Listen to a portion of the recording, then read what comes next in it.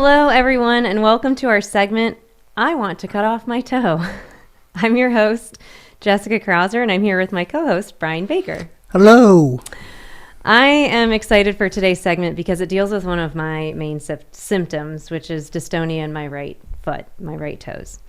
I have had numerous days, where I would tell my husband, Derek, that I'm like, I seriously want to cut off my toe. Did you ever have that feeling? I have just now started having that feeling. Really? Yes. After 6 years, it's happening in my left foot. Ugh, it's so annoying. And I know I don't have it that bad. I've met plenty of people that are in, worse condition with the dystonia than I'm in. They're more progressive. Although I always like to think, I'm like, okay, if I can carry twins for 38 weeks, I should be able to do, basically anything, but whatever, maybe I'm a total wimp. But let's talk about dystonia. Do you know what dystonia is? Do you have a definition for it? I don't know if I have a definition for it. I mean, I know what it is, but I have a definition, but do you just started having dystonia, or you just started getting in your toes? I just started getting in my foot and toe. Okay. Like my big toe tries to bury itself underneath my foot. Yeah. And it only happens like in the morning when I'm like getting in the shower. Yes. And so like I started wearing my son was like, why are you wearing one shoe or one sock on? Because it's gotten to the point now where sometimes it almost cripples me where I can't walk. Oh, I thought you were going to say you were wearing shower shoes. No, I have worn a Croc in the shower before. Yes. So dystonia is actually characterized as sustained repetitive muscle twisting, spasms, or cramps. Fun, right? So my toes actually just stay in like a constant bent form, so all of them bend. Mm-hmm. And this is actually one of the first symptoms I had. It was my right big toe, and the big toe and the next toe, the second one, are like glued together. Yeah. And you can't how you can separate your fingers, you could separate your toes. I would sit there and I'd tell Derek, I'm like, all right, watch, I'm trying, I'm like, nothing's separating. Have you tried, I have found putting a rubber band, a lightly rubber band around my foot, mm-hmm. helps, or I have to wear a sock and shoe all the time. Yeah, well, I wear shoes all the time, which I know it's actually better if you don't always put shoes on and your feet feel like the bottom of the whatever you're walking on. But I definitely feel like having shoes on has helped. But you know what really sucks for me is that I can't wear heels anymore. Do you wear heels anymore? I don't have that problem. So, but honestly, I'm 5'2". I have these beautiful, amazing high heels in my closet, and they just look at me. I'm only 39. I should be wearing them, but instead I'm looking into very fashionable orthopedic shoes. But they feel amazing. But to be honest, it's a trend. I can't remember the name of the brand of the shoe that my friend sent me to, but they're actually really nice, like sandals and shoes, but they're very comfy and cozy, for orthopedic. So it's a trend.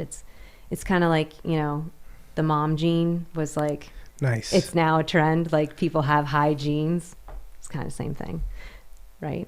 I don't want to see mom jeans. But anyways, the dystonia, the muscle twisting spasms, like I said, I get them in my foot. You just started getting them in your foot. Did you get dystonia? Do you have dystonia anywhere else? I mean, I had a lot of slow, rigid movements, but not too much as far as dystonia, as far as muscle twisting. Mm-hmm. Just a lot of rigidity. Yeah, I know. That's where mine, and I don't even know how much I could say the word dystonia or dyskinesia or bradykinesia, which I don't remember exactly what that one is. I don't know. We'll have to come back to that. And then rigidity. I remember going into my doctor. I'm like, I don't know all the right terminology, even though people continue to use it and I try to use it. I'm like, all I know is my leg feels like there's a knot in it because it's stiff like this. My toes are going like this and I can't stretch them out. But at the end of the day, it just started inching its way all the way up my leg. Yeah, the death grip on the steering wheel. Have you ever had that? I I do that all the time now. I don't. I used to have it really bad. I don't have it that bad anymore. But I would just find myself like gripping the steering wheel so tight. Oh my For no gosh. reason. I was like, why am I gripping the steering wheel so tight? Oh, so that, okay. I should have asked somebody about that because I've noticed that in the past, I don't know, month or two. Like I'm literally driving. Oh yeah. Derek always makes fun of me because he's like, why are you like 10 and 2? Like, I don't know. But I'll have the steering wheel and I've noticed, and all of a sudden I'll like stop and I'm like, what? I'm like seriously tight as can be gripping that steering wheel. So what is that? I don't know. Like I said, it's part of the disease. Like I said, I used to have it so bad. I just had like the death grip of the steering wheel. Do you not have that anymore? No, I don't. I didn't. Huh. It's just one of those things that comes and goes. Like this stupid disease. You know what else? So you said it's your left foot. Yes. So my right foot is what was troubling me, and I heard this from a couple of people because I think it's with the rigidity, not necessarily dystonia, or maybe it's everything all together. But you know, when they ask you to like lift your foot up or tap your foot when you're in the doctor's office, stuff like that. When you're driving and you have your right foot down on the gas and the brake, I sometimes have to bring in my left foot to help with the brake, which I know is not good, and I don't do it very often. But I would start using cruise control because I would get so much cramping going up my leg because I couldn't get my foot to like relax. Or I have a fear of my foot slipping off the brake and hitting the car in front of me because I can't get back on the brake fast enough. Like that's something that is I sometimes I wonder how much longer I'll be able to drive sometimes. Well, maybe we should all get Teslas. Yeah. I'm waiting for it. Is there anybody who wants to give those away to Parkinson's patients? That would be sweet. Yeah, Elon. Hint, hint. But in all seriousness, I have heard many people talk about their driving experiences and having the foot be an issue. And that's when I switched medications. That was the one thing I told my neurologist. I was like, I'll know, kind of like have a goal or guideline for myself of like if I feel like it's truly working, if I don't have to use cruise control in my neighborhood. Yeah. And so thankfully for the past, I don't know, say 4 months, I haven't had to use it. I'm starting to feel it now over the past month where it's getting back to where it was. So I think it's time to up my medication, but that's kind of my go-to. So, okay. So in our last 30 seconds, I would like to leave you with this: Botox, comfy shoes, toe exercises, physical therapy, whatever works. Do what you need to do to make your feet feel better.